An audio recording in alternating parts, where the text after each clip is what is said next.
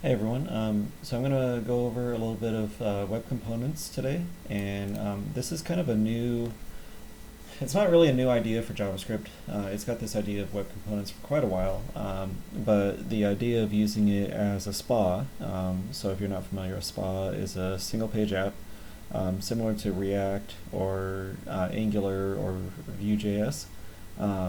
So the idea is, can we develop a SPA application with pure JavaScript web components? And there's a number of benefits to this. So one of those being that you don't need to compile anything. So you don't need Babel, you don't need anything like that. It just runs on the browser. The other benefit is, so without the compiler, you don't need to wait for builds or anything like that. So that goes along with the compiler. So there's no build time or anything like that. You just save the file, go to your browser, and hit refresh. It's as simple as that. There are some downsides to it. So everything is basically class-based, and there's not really a whole set of great rules around it, which is why what I'm trying to do in my development is develop some sort of rule-based system where I train myself to develop a certain way. And we can see that in a lot of these components that I've developed. So I'm going to go over this app a little bit and try to explain what I'm doing. And then hopefully we can develop a simple component, or at least go through some of the components that I'm working on. One in particular is this is a scroll component, or is adding a scroll feature to a chart. So I actually put that in the wrong spot. I wanted it here. So we'll go through that a little bit, and hopefully you can understand this. So what are web components? Well, when you develop a website, you have all your HTML. So this is kind of what it looks like with all your script tags, your links for style sheets and whatnot, and then some other stuff. So you might notice here that I've developed a page title web component. So this one is kind of special. It's basically similar to your title component or your title element. You put your title in here, and but this one's special in the sense that it can be updated. So let's take a look at what a web component looks like real quick, and we'll start with the page title. So I want to go into here. This is all my public CSS, JS. Here are some scripts for making a MySQL database. Here's the server layer right here. So this would handle any sort of API request down to the server.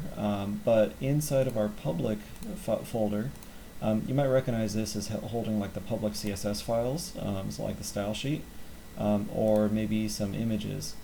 But new to this development format that I'm kind of working on is that you would add a JS folder here as well. Normally you might have like libraries or something like that, but in this case this is our entire application. So the very first thing that we want to look at is our app, and we have a couple imports. So I have a data store here, which is essentially like Redux, but in this case what I'm doing is I'm using JS data. And then underneath here I have my web components for page title, nav bar, routes, route resolver, and my store is loaded there. And then I assign window.store as the store variable. I actually don't need to do this. This is just kind of an extra thing that I thought I might need it to do. But it turns out that I could just import the store in every file and it works just fine. So again, what I want to go over here is the very simplistic page title, which we saw in that index.html. So we want to go to web components and its page title. So what's the structure of a web component? So it can be a class that extends an HTML element. This is normally what you do. So by default it should extend an HTML element.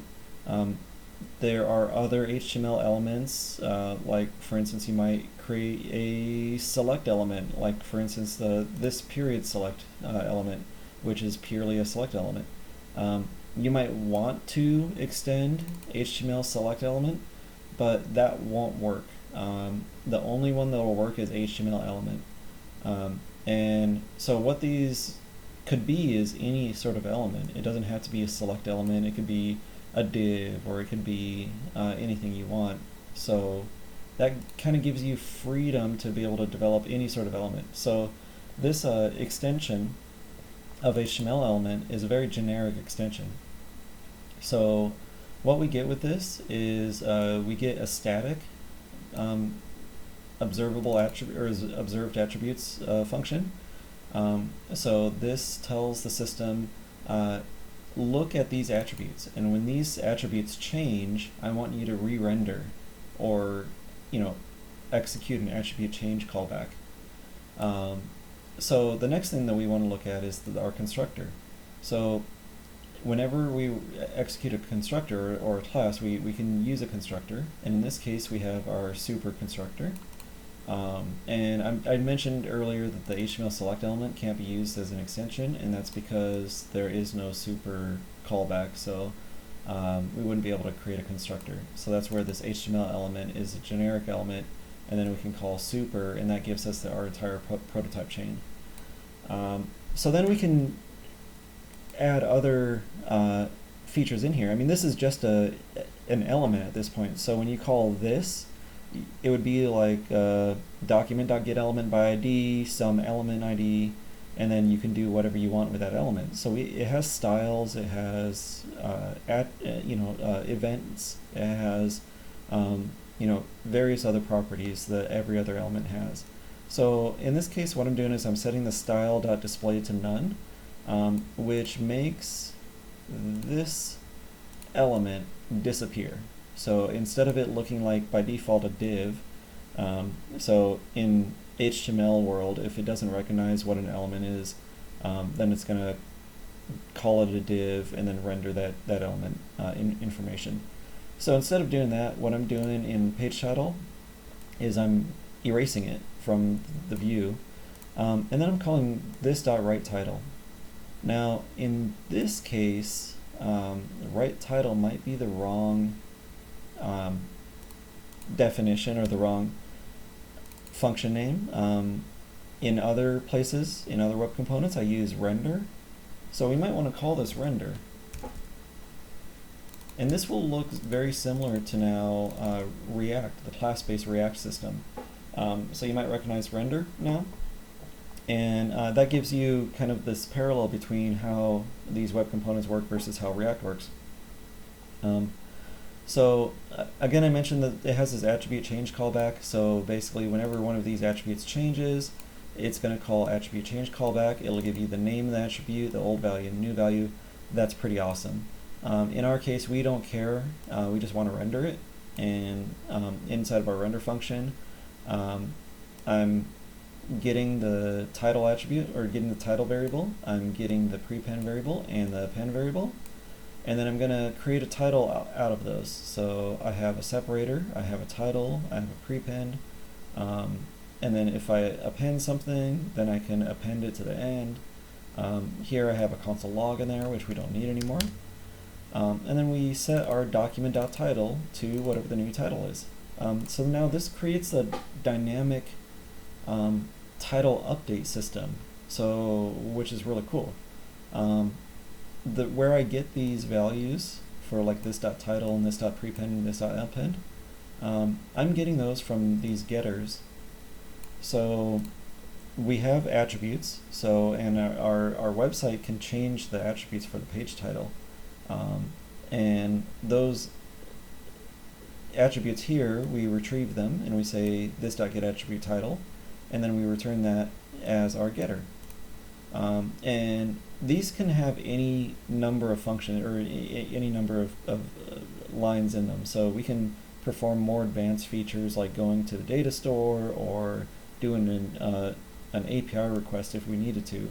But the essence is that we're just going to get the attribute get the property from the attribute, or we're going to return a blank string. Same with prepend, append, and separator. The last bit that we want to do is we want to define the custom element. So outside of the class, we're going to do custom elements, which is kind of an HTML or JavaScript thing. Custom elements.define, and then we want to define under page title is our name. I found that using dashes is kind of a requirement for custom elements. So page dash title is kind of like the unique thing. It's easier to work with. I do have one here called nav bar that I did nav dash bar. I've tried to do like nav bar as, say, a single word, but that didn't quite work out so well. So it seems easier just to use dashes. So if you consider your components as being 2 words or more, then it seems to work better. And that could just be that I'm doing something wrong or whatever, but yeah, I'm still kind of getting used to creating the elements, but this seems to be like one of the things that I've noticed. And then, so when we define it, we define this is the name of the new HTML element that we're creating. This is the class that it's going to be based on, and you can see that that class should match this up here. So, and then we wrap it in an IFE, so immediately invoked function. And so that's here, parenthesis function, function brackets, and then close bracket, close parenthesis, and then execute that with 2 parens. And we're going to export default. We don't actually have to export anything here. So the way that this works is our app imports the file, and then it just executes. So we don't actually have to import anything. We're not using a variable. We're not going to instantiate a class or anything like that, because that's all done. These things just run once, they execute, and all of this code happens. So this custom elements define just runs everything. So we don't have to worry about it. So that's kind of cool, really. But it does mean that this has to be set up in a structured manner. So the next thing that I want to look at is maybe something a little bit more advanced. So let's take a look at, let's take a look at, is this the one I want? No. Here, okay, so this is a social activity for basically an asset of some sort. So we have the same thing. We have observed attributes, asset ID, base, and loading. We have our, IIFE function. We have our class that extends HTML element. We have a utility function that we're importing, and we have our store that we're importing. So what we do first is we're going to set up our constructor. We call super. Then we set up our event listeners, and then we fetch data.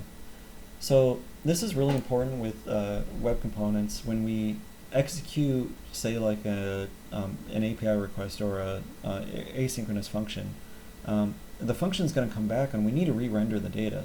So we could either do like a .then render, and that'll re-render the function, or we can set up event listeners, and we can say if another component loads data from something, or maybe we have a service function that loads data from some API, then it needs to tell everything to reload itself. So that's where these event listeners really come in. And you can see here that this event listener, under the setup event listeners, is called social info loaded. So we've set up the event listener for calling social info loaded. When the event comes back, we get the detail out of it, and then we render. And then we create SPA links from the hyperlinks that we're creating within our render function. So SPA links is kind of a feature for, I'm using universal router, and what this does is this gets any hyperlink that has a certain class in it, and then it converts those to SPA links instead of actual hyperlinks.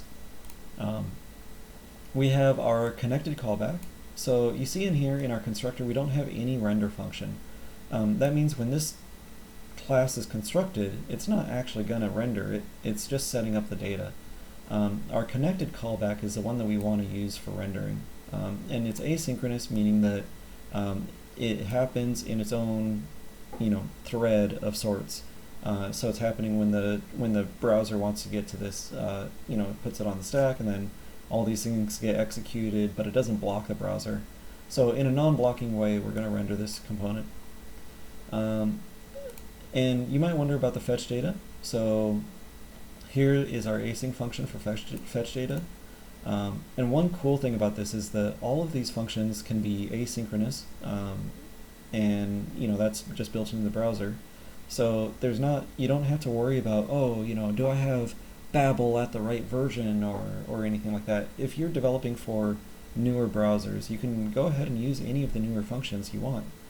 You just got to be sure that you add any sort of fallbacks in there that you need for other browsers, or you have to use some sort of utility like a jQuery or some other thing that handles fallbacks well.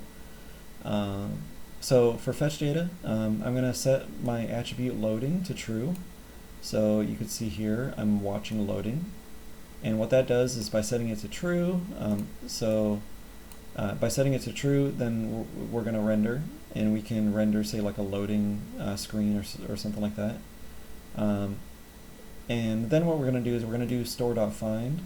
So again, this is JS data. So I have a JS data store set up.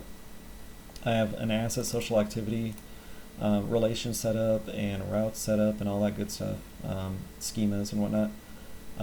We're going to find the asset social activity by this asset ID, and then we have some base property. And I believe that this base is like US dollars or something like that. And then once we found the data, the social activity data, again, we've awaited for it, so it's ESX compliant. Now we have our social data. Now we're going to do social info loaded, and we're going to set up our detail and load that property, that data in there. Once we do that, we set our loading property to false, and we can do whatever we want with this. So I'm just returning social data here, or social activity. We don't actually have to return. It could be return void in this case because there's nothing going on with this fetch data. So now that we've got the data, we've called social info loaded. That goes back up to our event listener. Then we render, and we again create our SPA links. So now we have a couple getters for asset ID and base. So those are set up there. They just get the attributes. And then in our render function, if we don't have any data, then we're going to return with nothing.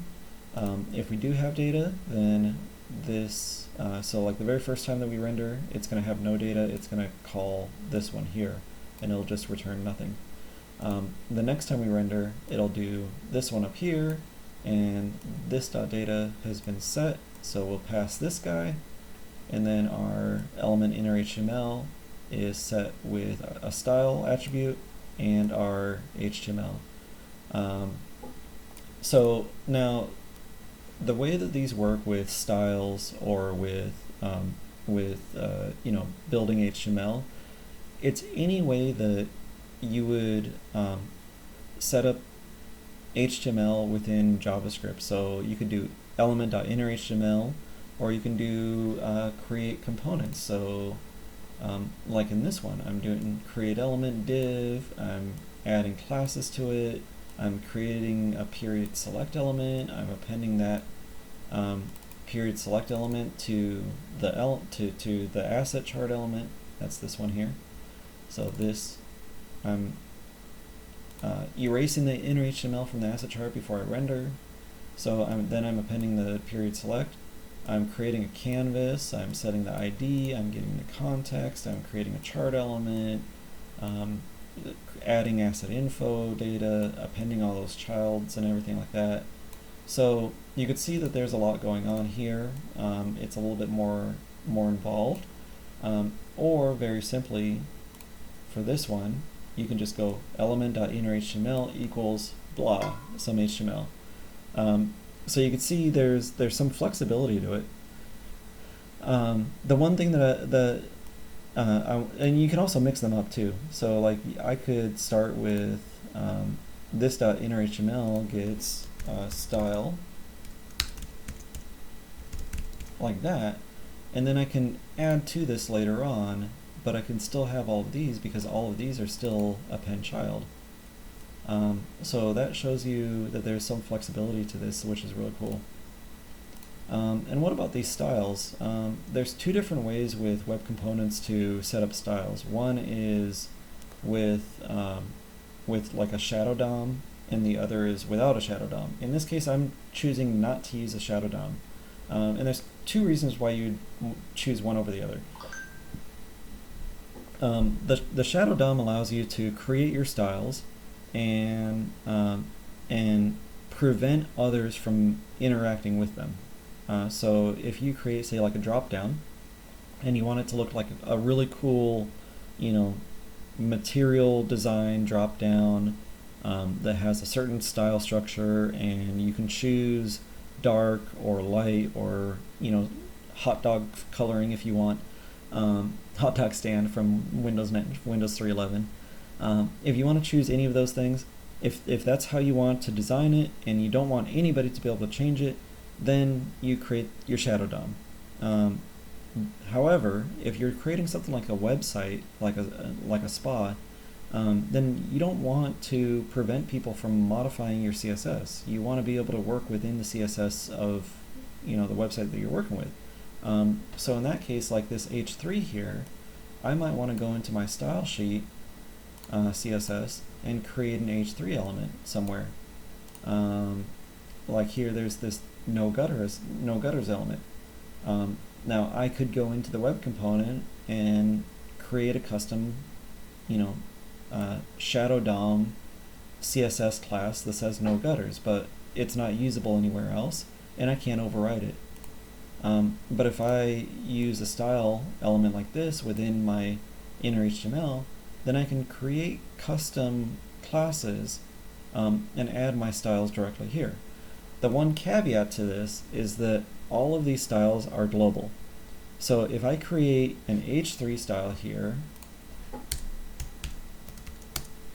like so, like so, and I say font size 40 pixels, right? So that's perfectly acceptable. But if you go in here and you create your same H3 style and you say that this is going to be 20 pixels. So in our use case, this one executes first. So we've defined a global H3 style as 20 pixels. But then we go into here and we say this H3 style is going to be 40 pixels. Well, now we've overwritten every H3 style for the entire website just because we added this as a social activity. So you never want to do that. If you want to do something like that, then you have to add in, say, like a class and say social activity title, right? Something like that. And then this one would be like h3 dot social activity title. So that's how you would get around this, is to scope your classes, or you might have seen I'm using less, which allows me to do this. I could add a wrapper around it, and I can do class equals social activity wrapper. Whoops. And then I can do something like this.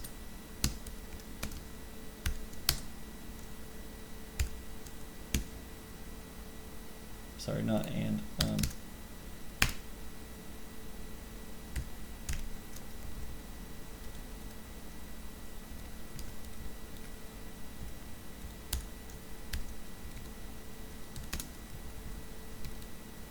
Okay, that's better. So with less, I could do something like social activity wrapper as the div here, and then I can say any H3 as a child within there gets font size of 40. So now I've scoped my CSS down to the component, and that's really what you want to do with these components, is really scope down the CSS so that maybe the components can control their own CSS a little bit. But in this case, the benefit to doing it this way is that if I wanted to do something like this in this style sheet, then I can do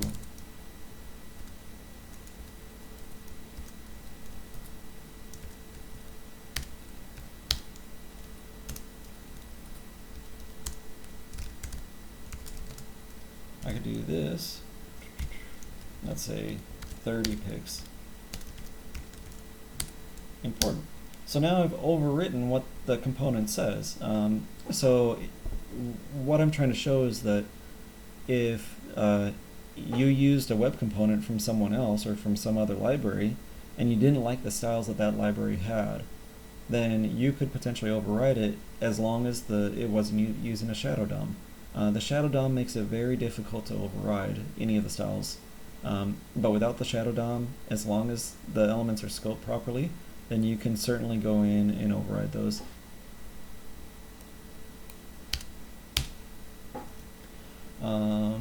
So let's make sure that we clean this back up, undo what I did.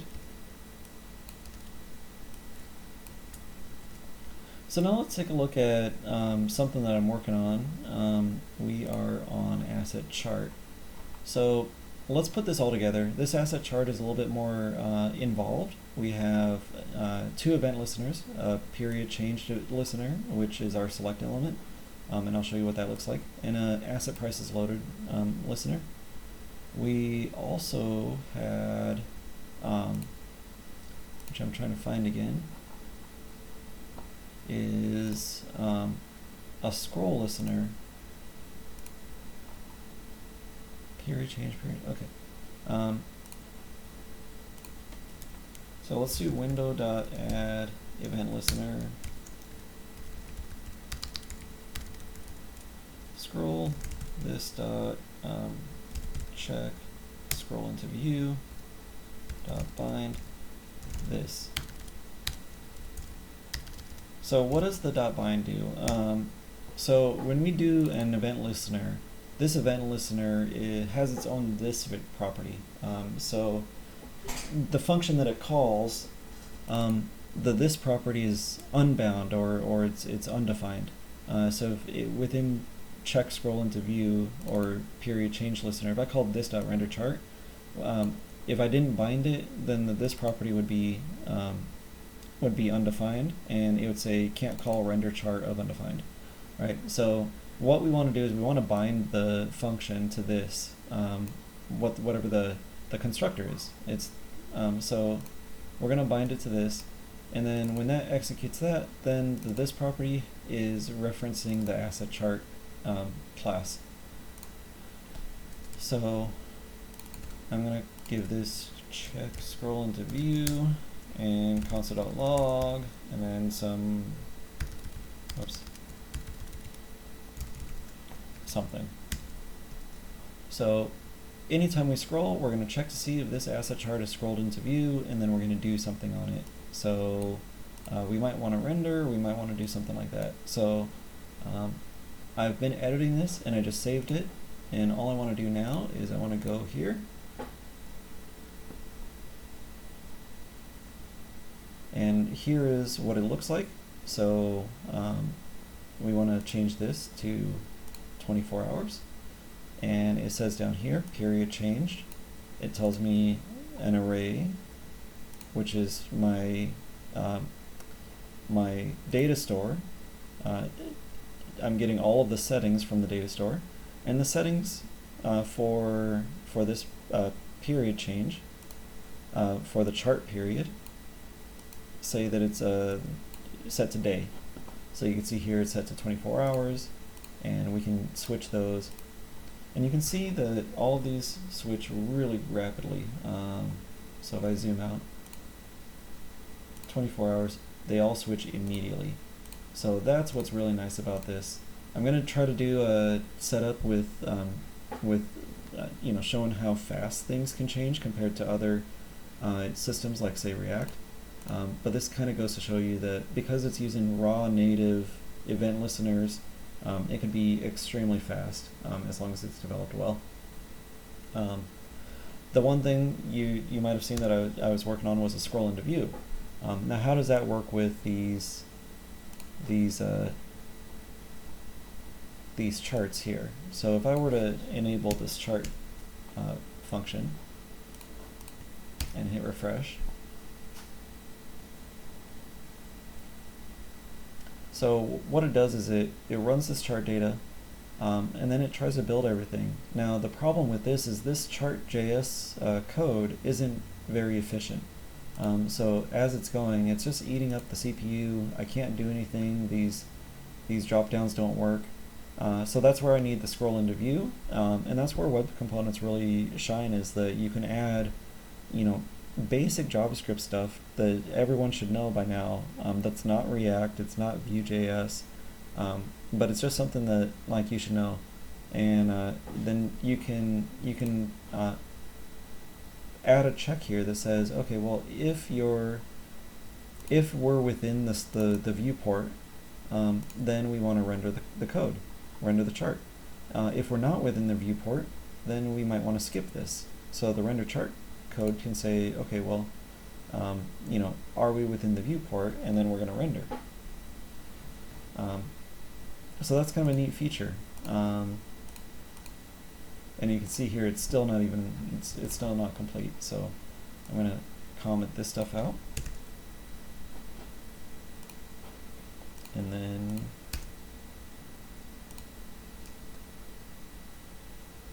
yeah.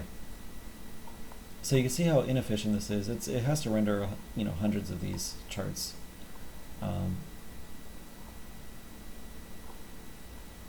So we're just trying to get the data loaded, and we're trying to get the data loaded in an efficient way. So hopefully this scroll into view will help me out a little bit. But yeah, that's kind of the what we're doing with web components, and you can see that I can make a rather complex website. There's all sorts of different API requests going on for this. There's for loops, there's building dynamic data, there's trend data, more simple stuff like categories, lists, which I'm not using this anymore. You can create nav bars. There's a page title, here's a period select, posts, so, and reusing this information. I didn't get into the relations or some of the store data, but it's really neat stuff here. And then of course routes, you have your home route, is the only route that I'm using. We have a home view here, so under here we have views, and this is more or less the entire website. So the web page that we want to see, I've defined it as views, and then anything within the web page goes under web components. So same exact deal. We have an IIFE, we have a class with a HTML element, we have some observable properties, and we have constructor, we have some event listeners, we have some function calls. There's our event listeners for asset data loaded. We have an undefined connected callback, because we're actually rendering after we load the data. We have fetching of information. So there's our API requests. Here is we're loading chart.js as a source attribute, and then we have some link HTML. So for some resource URLs, and here we have, I mentioned before, styles. So this is a canvas container style. We don't have to put this in the style in the parent style sheet because it's specific to this component. And then we have our HTML. So very simple stuff. And you can even see here that we have some JavaScript inside of our HTML. So we have $ bracket, asset data.map. Asset data is an array. We map a function to that, and then we output some asset charts. And then we join all of those with a blank string. So this looks very much like React, where you do mapping and then you return some component, except for in our case, our component that we're returning is a string with a custom web component inside of it, and then we join all of those strings together with a blank string. So that's kind of a cool way to do it. It's very similar to React, so there should be very little context switching, if you will. And I kind of like this approach. It's really neat to use. So I hope you like it. Hope you learned something. Hopefully I'll be able to do a more basic example, but I wanted to let people see, what this can do, and I want to propose or show people that they can go back to the regular HTML, CSS, JavaScript way of doing things. It doesn't have to be React. It doesn't have to be Vue.js or Angular. It doesn't have to be compiled all the time. You could develop an entire website in a very short period of time using vanilla JavaScript. So I hope you like this. Thanks a lot.